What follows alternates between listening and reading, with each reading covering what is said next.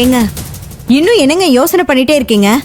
உங்க பையனை எப்படியாவது காண்டாக்ட் பண்ணி அவனை பெங்களூர்ல இருந்து உடனே கிளம்பி வர சொல்லுங்க.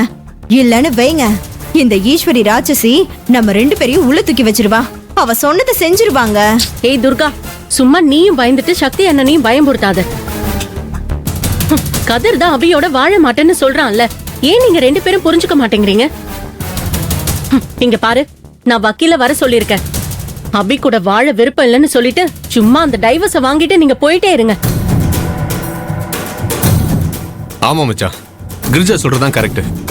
கிரிஜா சொல்ற மாதிரி அபிய கதிர் டைவர்ஸ் பண்ணட்டும். அப்பதான் கதிர் நிம்மதியா இருப்பான். ஈஸ்வரியோட டார்ச்சர்ல இருந்து அவனால தப்பிக்க முடியும். என்னன்னு அப்படி யோசிக்கிறீங்க? இல்ல கிரிஜா, அபிய டைவர்ஸ் பண்றதெல்லாம் வேலைக்காகாது. ஏன் ஏன் அப்படி சொல்றீங்க? அபி இப்ப மாசமா இருக்கா, எங்க குடும்ப வாரிச சுமந்துட்டு இருக்கா. இந்த நேரத்துல கதிர் அவளுக்கு துரோகம் பண்றது பெரிய தப்பு. அந்த தப்புக்கு தண்டனையா அபிய டைவர்ஸ் பண்றதுல எனக்கு உடன்பாடும் இல்ல. அது பெரிய பாவமா. அந்த பாவத்தை செய்ய நான் விட மாட்டேன்.